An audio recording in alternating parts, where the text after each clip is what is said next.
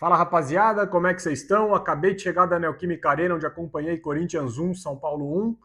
Pelas circunstâncias da partida, valeu pelo empate da forma que foi, mas acho que pelo que o Corinthians produziu, principalmente no primeiro tempo, acredito que hoje o Corinthians merecia ter saído com a vitória. Um jogo chato pra caramba, desde o início o São Paulo parecia querer fazer uma cera, estava feliz com o empate, era essa a impressão que dava. Vamos falar um pouquinho do jogo, depois de algumas coisas individuais, atuações individuais e por aí vai. No começo do jogo, como eu falei, o São Paulo parecia muito confortável com o empate. E aí acho que eu até paguei pela minha boca, porque eu cheguei a comentar com os amigos que a sensação que eu tinha é que o São Paulo ia jogar por uma bola espírita, né? Eles fazendo cera, tomando pressão do Corinthians a todo momento e querendo achar um gol só, né? Hoje eu tive a sensação no primeiro tempo do que o que os nossos rivais sentiam quando a gente ia jogar de visitante clássico, como quando era o Fábio Carille, nosso treinador. Porque a gente pressionou, teve chance, criou, passou perto, perde gol sem goleiro, dá isso e aquilo, e vira 1-0 pro rival, né? Então, hoje acho que a gente teve um pouquinho da sensação do que os nossos rivais sentiam quando o Carille era nosso técnico, principalmente quando a gente jogava clássico fora de casa. Logo no começo do jogo, achei que com 1 minuto, o Corinthians sofre uma falta, eu confesso que eu não lembro quem sofre a falta na entrada da área, e o Bidu bate a falta, bate super bem, o Rafael faz uma defesaça. Depois, logo na sequência, numa chegada do Corinthians, eu não lembro quem enfia uma bola pro Bidon, ele domina, a bola meio que sobe, ele bate, passa por todo mundo, já passa perto. Tem um gol que o Yuri perde, um cruzamento do Bidu, o Arboleda põe o pé na bola, ela encobre o Rafael, o Yuri sobe para cabecear, sem goleiro e cabeceia para fora, sem goleiro cabeceia para fora, vou falar de novo, hein? Sem goleiro o Yuri cabeceia para fora, já fora quinta-feira contra o Bragantino, gol que ele perde embaixo do gol sozinho também, que ele tenta colocar a perna, a bola bate nele e sai da área. Enfim, Yuri no modo Yuri já começou nos seus 2 primeiros jogos em 2026, já no modo Bagre ativado na forma máxima, né?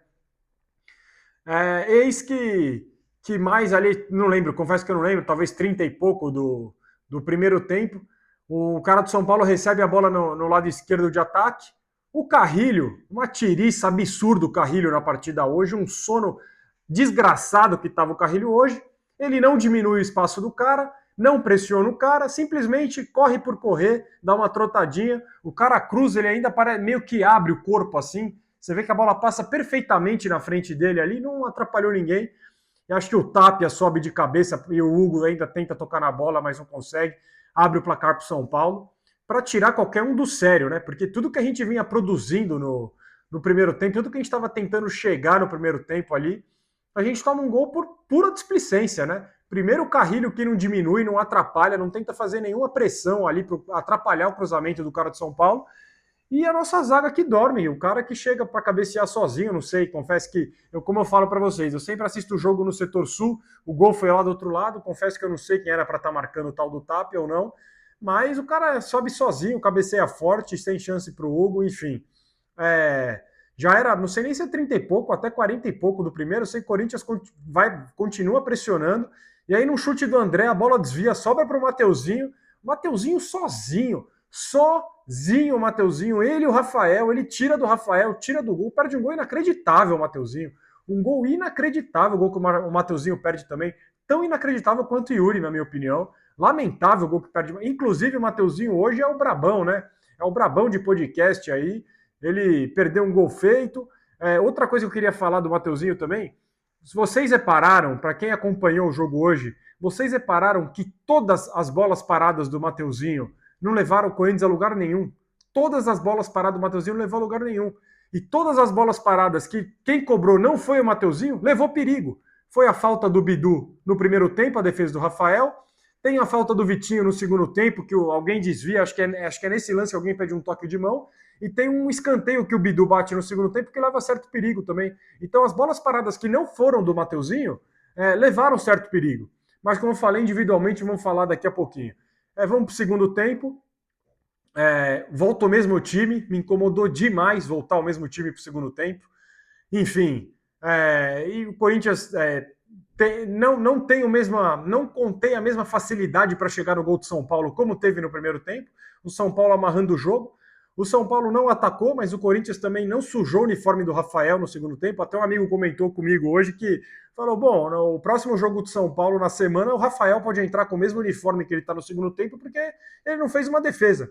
Então ficou um jogo chato, um jogo truncado, o juiz picotando o jogo inteiro, dando cartão para os dois times. Como eu comentei com um amigo meu saindo do jogo hoje, com o Lucão aqui do projeto, eu falei para ele, o juiz foi muito ruim para os dois, né? Porque o juiz picotou o jogo inteiro, amarelou todo mundo, enfim. E o Corinthians, eu vou falar do que eu lembro do segundo tempo. Eu lembro de uma bola que sobra para o Gustavo Henrique, que ele chuta de fora da área, o Rafael encaixa ela. O Corinthians tenta chegar com certos cruzamentos que não levam a lugar nenhum. E já bem no fim do jogo, ali, aos 40 e pouquinho, 45 já, né?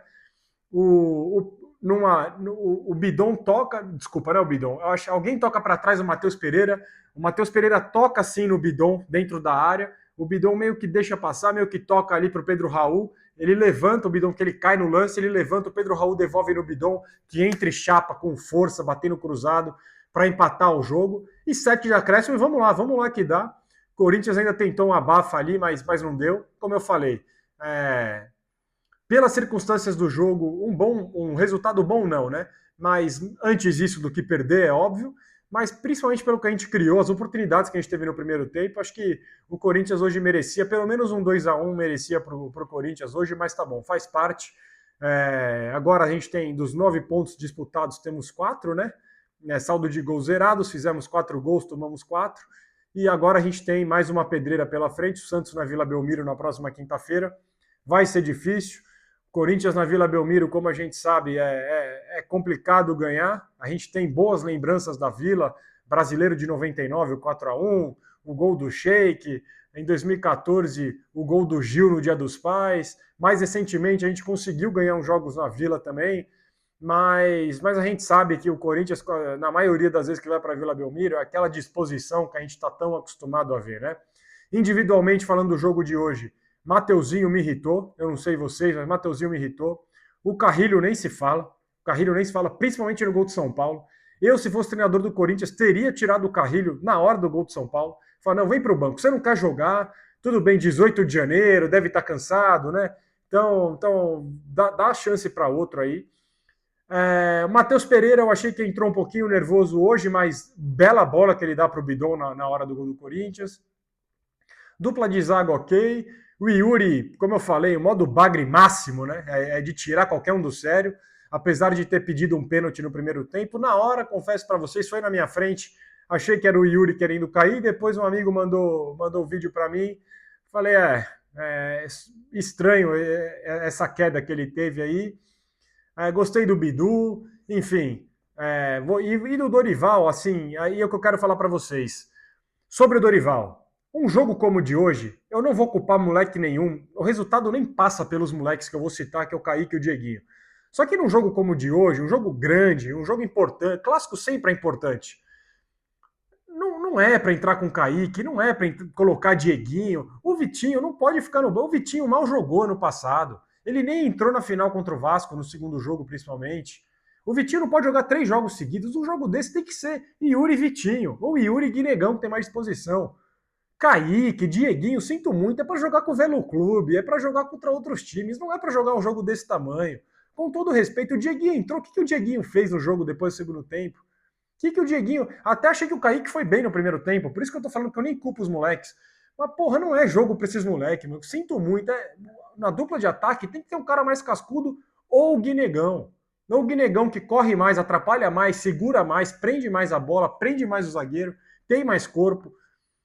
Enfim, aí o Dorival para mexer demora, aí tira. É sempre 6 por meia dúzia, né? Sempre 6 por meia dúzia, enfim.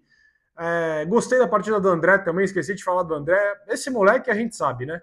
Até o meio do ano aí deve pintar uma proposta para ele e vamos perder o moleque. O moleque é bola, né? O moleque é bola. Hoje disposição para caramba, principalmente no primeiro tempo, enfim. Mais coisas para falar aqui, eu só vou ficar enchendo linguiça. A única coisa que eu queria falar agora, deixando o clubismo de lado, Corinthians e São Paulo, clubes extremamente vencedores, clubes extremamente tradicionais, com diversas conquistas nacionais, intercontinentais e mundiais. E que vergonha os dois clubes, né? Que vergonha. O Corinthians, tudo que a gente vê vazar semanalmente de ex-presidente, tanto rolo, tanta coisa. E no São Paulo, essa semana, você vê que é a mesma coisa, né? Eu estava lendo recentemente que a cada R$ 5 que passava na mão do Casares, acho que 4 a polícia suspeitava. Assim, um clássico que é o majestoso, um clássico que tem tanta história. Hoje é o clássico que a gente pode chamar o clássico Lava Jato, né? O clássico da investigação, porque lamentável o que esses caras fazem com os clubes, né? E esse, infelizmente, é um modelo associativo que é cada vez mais leva os clubes a sofrerem na mão desses caras, né? Enfim, não sei porque eu falei isso, é mais um desabafo, porque deixando o clubismo de lado, a gente se coloca, a gente, obviamente, tem amigos que torcem para outros clubes, e quando a gente vê o que acontece no nosso clube, vê o que acontece no clube de outro e tal, lamentável, né? Lamentável o quanto dirigente usa clube para benefício próprio, né? Enfim. Mas parece que no São Paulo as coisas vão se resolver antes que no Corinthians, né? Parece que lá devem votar a expulsão do Casares, a torcida está fazendo pressão até para o cara ser preso, e aqui no Corinthians, enquanto isso, a gente sabe os ex-presidentes como estão rolando as coisas, né? Ninguém vota expulsão, ninguém vota nada, enfim, e assim caminha a humanidade, né? Então vou ficando por aqui. Quinta-feira a gente volta a campo contra o Santos na Vila Belmiro, e eu vou falar para vocês, eu assino empate agora. Eu assino empate agora, espero que a gente não veja nenhum tipo de presepada na próxima quinta-feira, tá certo? Então vou ficando por aqui, tamo junto, um grande abraço a todos e vai Corinthians, valeu!